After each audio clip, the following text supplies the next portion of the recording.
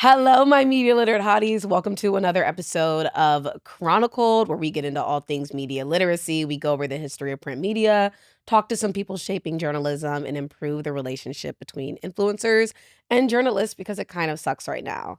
Today, I'm very excited. I wear pants, I wear a sporty top, I wear my Jordans because today we are doing the history of Sports Illustrated. If you know me, you know I oftentimes say that I think sports are some of the most fascinating things in the game that's actually being played is the least important. I really feel like the history of Sports Illustrated is it's the story of shifts in ownership and how whoever owns the media, whoever owns the title of the magazine, whoever's the editor really shapes the trajectory of the magazine. We're also going to get into the swimsuit edition because, of course, where did this idea come from? So the story of Sports Illustrated, it officially truly starts in the 1950s, but we have to back up because before this magazine of Sports Illustrated that we now know exists, Sports Illustrated, the actual title, came about in the 1930s. So, um, the name Sports Illustrated came out as a monthly publication in 1936. There's this guy named Stuart Sheffel, and actually his grandfather is the founder of Macy's. So very interesting connection. So Stuart was a journalist at the New York Times. He really had a love for journalism and all things. And he decided, hey, I want to launch a magazine that's all about sports on a monthly publication. And in 1936, he created the title Sports Illustrated and released this monthly publication. However, this was focused more so on what was known as country club sports. So think golf and tennis. And it's actually interesting because Sports Illustrated really gets its rise as certain sports become more popular. But something we want to think about in the early 1900s is sports is really a luxury. Like if you can participate in sports, that means that you have leisure time, so that's why a lot of sports magazines were more so focused on country club sports, aka sports that you might have had access to. But then World War II happens. And as we know with World War II, there were a lot of shortages. And World War II actually caused a paper shortage. So, Stewart's magazine, Sports Illustrated, it didn't really get to exist. It was like, I can't print this anymore because there's not enough paper and I don't have enough money to print this. So the name Sports Illustrated kind of dies until 1946. There's this publishing company called Dell Publishing, and Dell Publishing was the publisher in the 1900s. And they were actually known for pulp magazines. Now, you guys know I love a fun fact, and this is why I find the history of print so interesting because Dell Publishing is the huge publisher of pulp magazines. And what pulp magazines are these kind of like vulgar, inexpensive fiction magazines.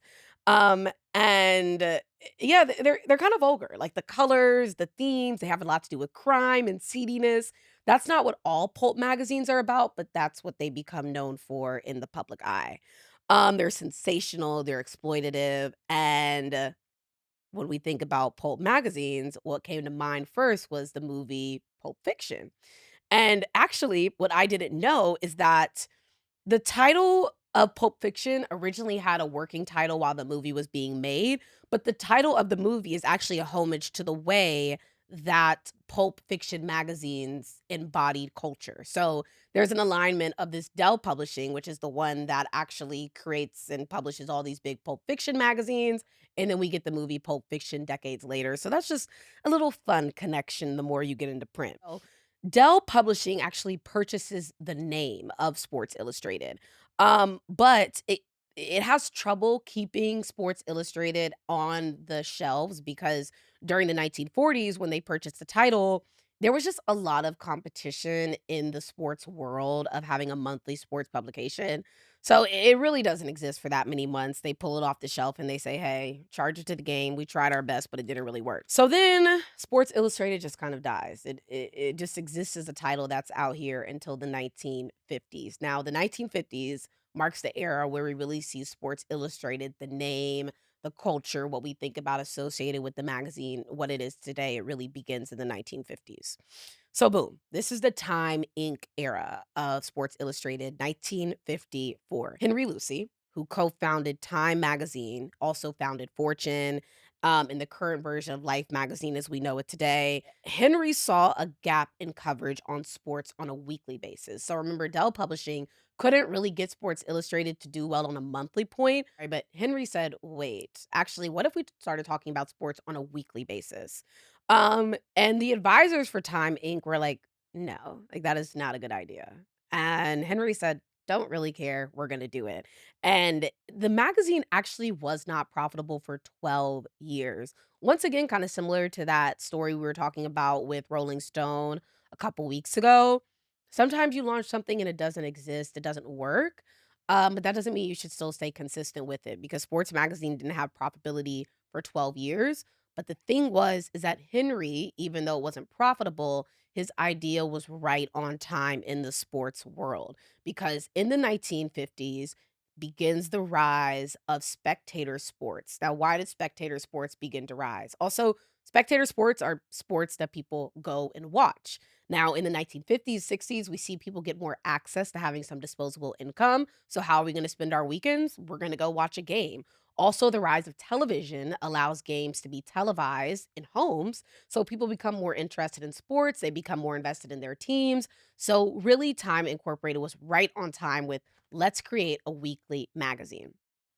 Now, something else that Sports Illustrated did to differentiate itself from other sports magazines was they focused on colored images. Now, we live in a world where everything that we consume is in color. But I was not around in the 1950s, and oftentimes, most of the time periods I talk about, I don't want to be around during. But, the idea of having full colored pictures to go with news was very new. And so that's the way that Sports Illustrated really differentiated itself was we're going to talk about sports on a weekly basis.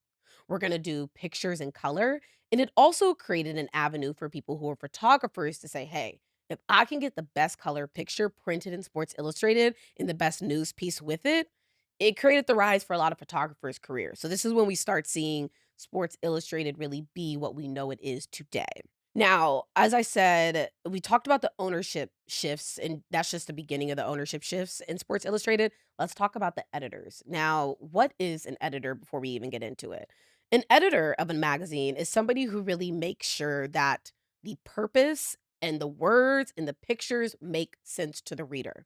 So if somebody tells you, hey, I want you to go write a story about how Kelsey's outfit right now is impacting society. An editor would say, okay, do your words make sense? Do the pictures that you took of Kelsey align with the story? Are your facts correct? So that's what an editor does. And we have this editor in the 1960s, Andre Laguerre comes into Sports Illustrated.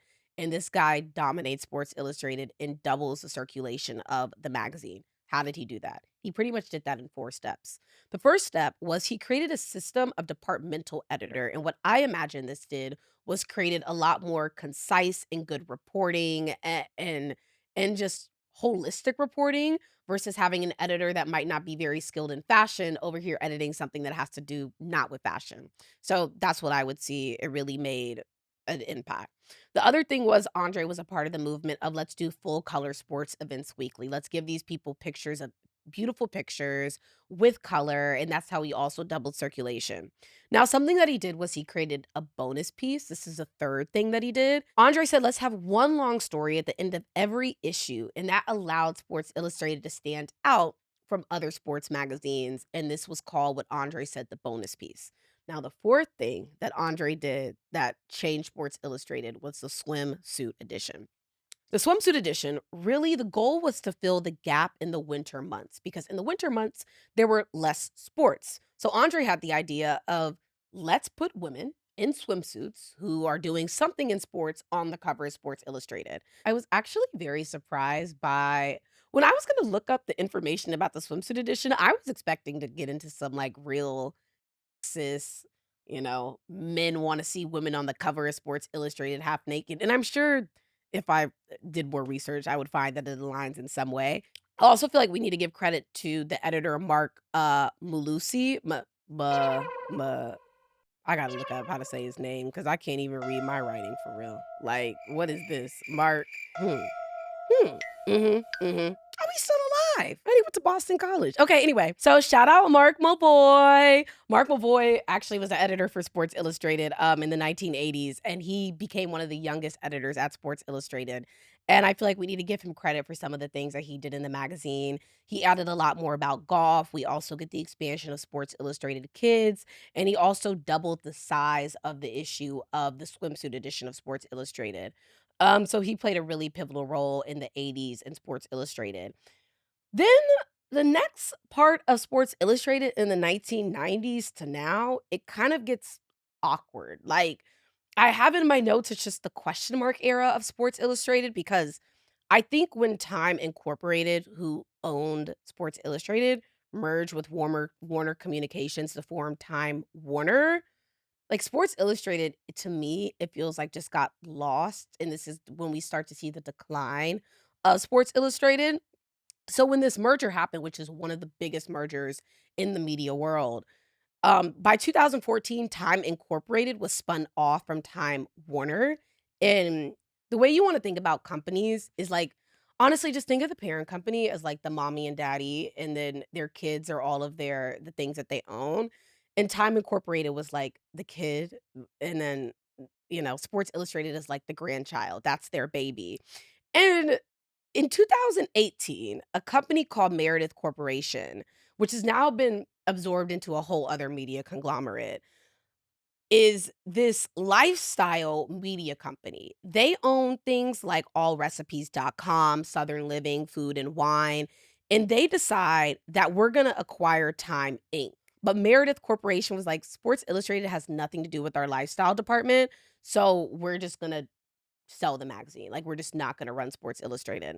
So this other company comes in called Authentic Brand Groups, and they, in a really complicated way, they purchased Sports Illustrated. And honestly, I was reading about the business deal and I came to a point where like this isn't that damn important for this podcast. Just know that in short, Time Incorporated is spun out from the merger between Time Inc. and Warner Communications. Meredith Corporation, which is now defunct, acquires Time Incorporation, but because Sports Illustrated does not align with their lifestyle brands, they say that we're going to sell Sports Illustrated, and Authentic Brand Group purchase it in a very complicated way.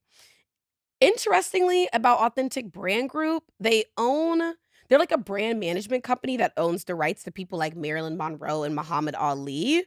They also own things like the brands Nine West and Ted Baker.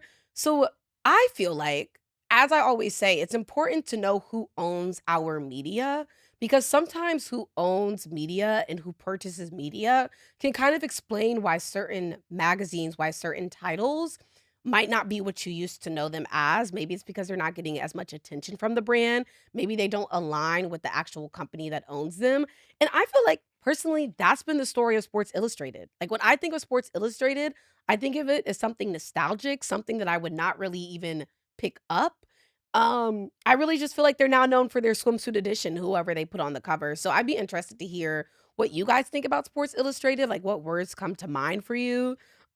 Is it something that you would still be interested in writing? And what do you think they could do to make the magazine something that might be interesting for the next generation, and it doesn't just sit as this relic of what sports used to be? Um, and so also we always want to talk about media bias in Sports Illustrated.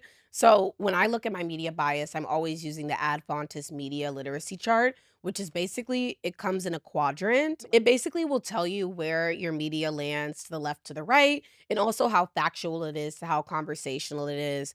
Sports Illustrated does tend to be slightly moderate left leaning bias. And the reason that is because they have had some articles that haven't criticize Republican candidates, but kind of look through a lens of example, how does sports change now that Donald Trump is in office? So we do see that their writing may tend to lean a little bit left. However, they have extremely highly factual reporting. And the way that you know that something has very high factual reporting is when you compare it to other sources that are also high in factual reporting and their facts align. So it's still more of a moderate magazine. It's about sports, which I think we can have a conversation about. Is sports as apolitical as it used to be?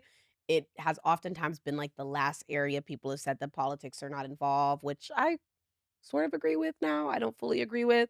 But that's where it lands in terms of our media bias. So I think that Sports Illustrated, again, I don't wanna say it's a sad story of a magazine, but I think that it is just kind of something nostalgic that exists now, and I think it'll be interesting to see what happens with it in the future. So let me know in the comments if you were the CEO or if you were an editor at Sports Illustrated, maybe what you would do to make it more impactful for the next generation.